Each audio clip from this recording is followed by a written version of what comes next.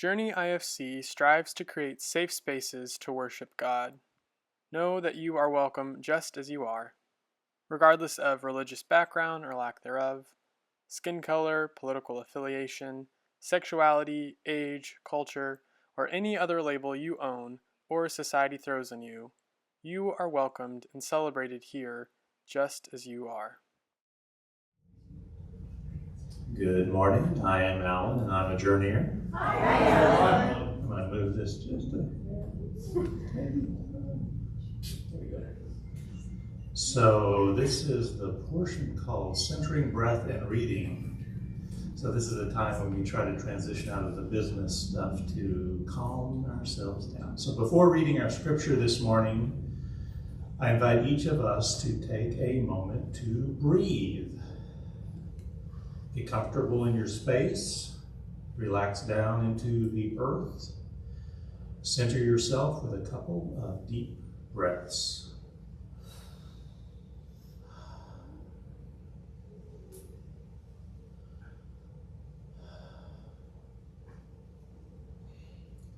Now let's take one breath together, breathing in and out.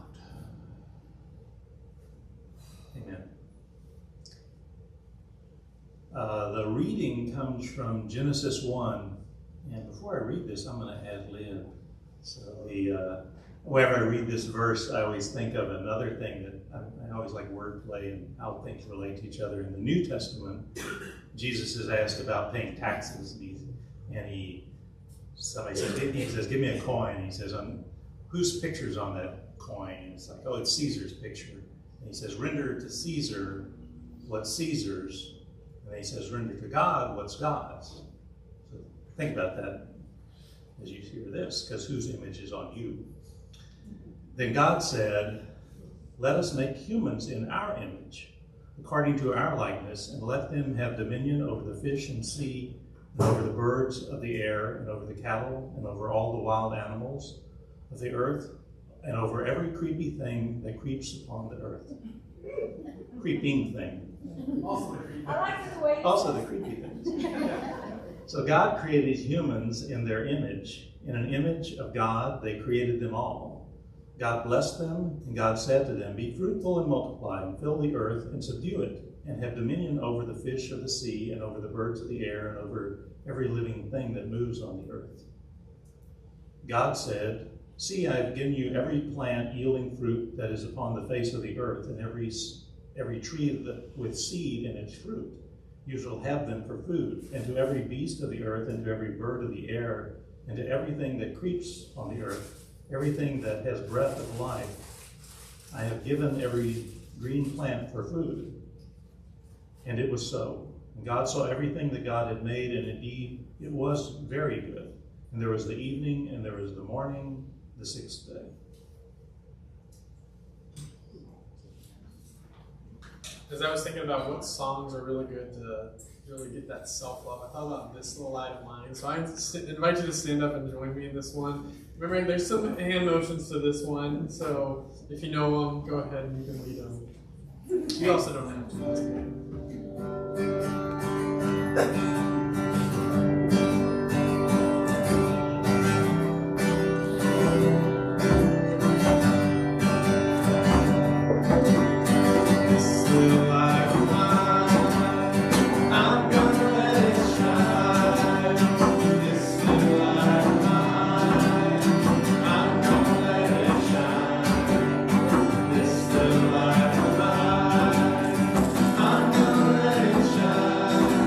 Shine.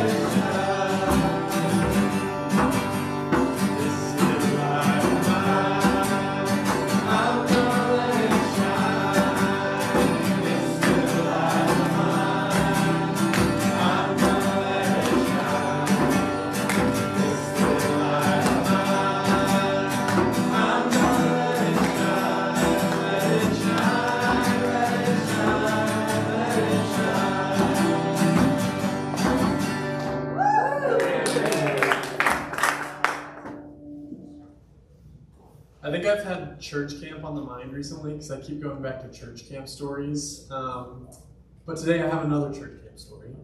So during my stint of working at said church camp, I heard so many sermons, like so many. Each week at camp we had a different Episcopalian priest, because it was an Episcopalian camp. They would come and they would lead different worship services and keynote speeches and activities and all of that. And so they often preach 1 to 2 sermons a day. So I've heard a lot of sermons in my time, and I bet many of you have as well. And as we know, some are better than others. I know some of mine are better than others too. It's okay. And I have heard thousands upon thousands of sermons, even beyond camp, just in my life. And I've come to learn that some of the stories stick more than others. In fact, I can't remember most of the sermons I have preached, let alone anyone else's. But there is one story that I do remember from camp that was preached by a man named Michael Keeler. He was and is currently an Episcopalian priest. And I remember one of his sermons because it just stuck with me. He told a story that was kind of about self-love. And really, it has just kind of been in my brain ever since. It's hard to forget that story. And he was telling a story of his own, which is really cool. So it's not just a made-up story. It's a personal story of his between him and his son, who at the time was really young. And one of the cool things about a really good story, the gift of a really good story, is that it can help you remember sometimes profound pieces of wisdom, all through just simple and sweet details, maybe 1 or 2 things that kind of just help you remember that story. I bet you all have stories like this, those stories that just stick with you in the bones. And so in this case, in this infamous story that I'm referring to, we hear of this priest and his son. And his son, early in his life, had been having some difficulties in school. He would get in trouble for acting up or for being too rambunctious, but he was just a kid. What do you expect? He was just doing what he knew how to do. But he had learned at such a young age, early elementary, that what he was doing was not the right thing to do. And this plagued the poor young boy, and wouldn't it plague us too? Hearing day after day all the things that you are doing wrong. I know in those moments it can be hard to remember anything good you've ever done at all. So one day, one particularly rough day, the boy returned home sobbing. And he ran to his room and he shouted out some words saying, "I'm terrible and I'm awful and nobody loves me. God can't even love me." Which to a priest, I bet was a big shock. Because his son had taken all the feedback from school and the world and had formed an opinion on himself, about himself that wasn't his own. If he was such a screw-up, he must be unlovable. And in elementary school, that's how early he learned this. When you should be learning your numbers and letters and learning about how to make new friends, this boy learned that he was not worthy of love because he had acted up in class. So after this boy ran to his room, this priest and father went to console his son, who was in fits. And he did so in what I would think is a pretty priestly way. First, he listened to him and held his son, but then he told him a Bible story, which I would roll your eyes, but of course the priest would do that. But I actually like what he did. He walked his son through the first creation story that we read, part of it at least this morning, found in the book of Genesis, where each day God makes one thing or another. There's the light and the darkness, there's the seas and the sky and the earth, all the animals that fly or crawl or swim, or the creepy ones too, and all the plants. Each day God formed another piece of creation, and at the end of the day, God would take a break, look at God's creation, and declare that it was good. Every day, during each day of God's creation, a proclamation is made daily that God's creation was indeed good, all of it. So this man walked his young son through this story, making sure to stress that part about how each day of creation was deemed good. But then he gets to the 6th day, and on the 6th day, as the tale goes, God creates humans in God's image. Imago Dei is the seminary word for it, meaning we bear the image of the divine within our very nature. And with this divine image, we were told to care for all of the rest of creation. We kind of have some responsibility there. The light and the dark, the sea and sky, the animals and plants. And after God created all of that stuff and then made us too and told us to care for it all, God's work ended. And God stopped, maybe wiped the sweat off of God's brow, and looked at us, God's creation and handiwork, and proclaimed that we were not only good, but that we are very good. We are very good. This priest and father held his son in his arms and reminded him that from the beginning of his life, God created him and called him very good. Even when he had rough days at school and felt like no one or even God could love him, that God could look at him and see something very good. Couldn't we all use that reminder? I know I definitely could from time to time. And so to wrap up this story, the dad took out a marker and he wrote on his son's arm just 2 words, very good. That's all he did. And it was a reminder for his son that when he went back to school, that he could look down in his arm and remember that story that his dad told him about how he was created and called not only good, but very good. A physical sign right here in front of you that you can't miss. I know Margaret's showing her tattoos too. Why not? That's what these are. They're reminders. Exactly. Like I said, sometimes stories stick, and I'm glad that this one did for me. Maybe it was because everyone at camp started writing very good on their arms. But to this day, that story reminds me in the moments when I get really self-critical, when I start thinking that no one could love me, when I get to the point of thinking I'm inherently wrong or broken or screwed up, professing that God doesn't love me either. In those moments, I remember the Genesis story, the story of the Father and the Son. And sometimes I'll even take a marker and I'll write on my arm, very good, that same phrase. Remind myself that God did make me and call me very good, even when I don't feel all that great. This story is one of self-love, which is our focus today, which I would say is quite a popular topic in our current pop culture, news stuff. Even libraries have whole sections on self-help books where we can learn to improve ourselves and learn to love our flaws and all of that. There's many books you could go and read and get really good information on that. I don't have it for you right now. We hear so much about self-care and how to love yourself and all of that, but how often do we actually put that into practice?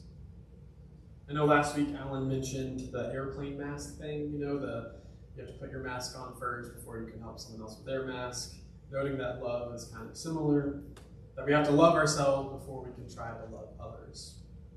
And I do think there's truth to that, but I also know a lot of people who can put on other people's masks really well and forget to put their own on, but do a really good job of loving others, but fail to return that love back to themselves.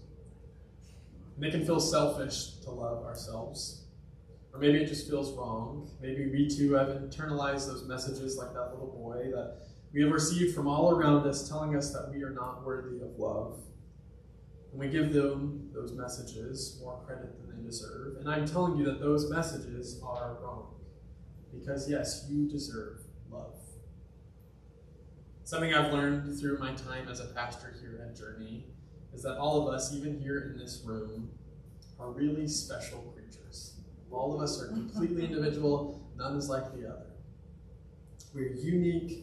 We have our own talents, our own flaws, and we even have those weird little quirks that we kind of have to put up with as well. But none of those things can discredit us from receiving love. Because each of you, each of us, is so deserving of love. Because we are very good. We are very good. Even as we walked in that door today, however you showed up, God looked at you and said, very good. God proclaimed to the world that yes, this piece of creation, me, you, all of us, are very good.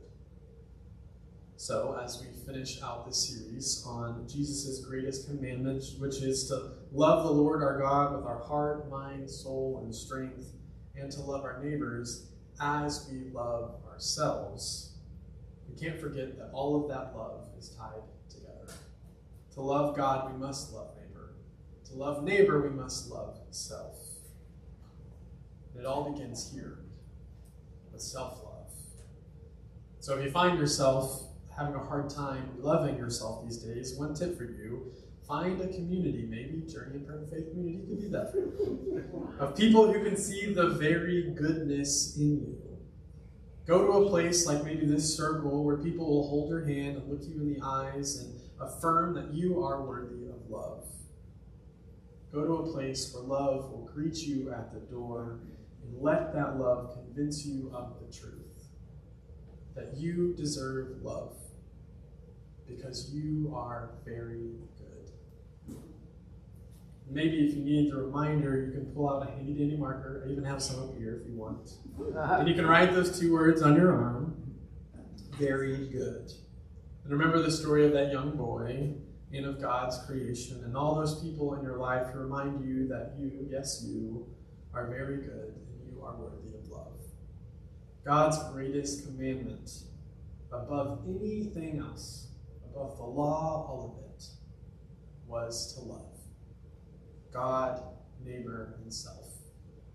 So let us do our best to follow in the words, the ways, and the teachings of Jesus as we allow ourselves to be loved by one another and by ourselves. May it be so. Amen. Okay, I mentioned the song last week that we've been singing a lot. We might have put on a t-shirt. So I'm going to invite y'all to remain standing as we sing this song.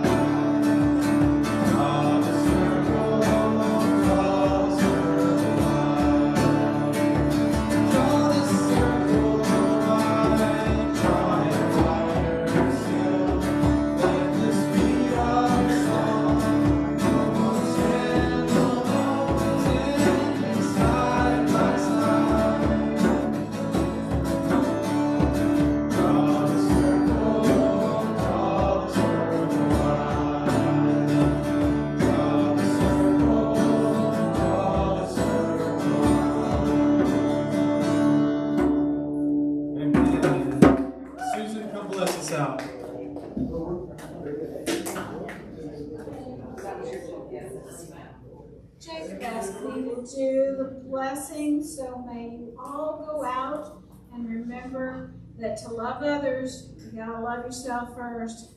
Hang in there. Go and be blessed. Amen.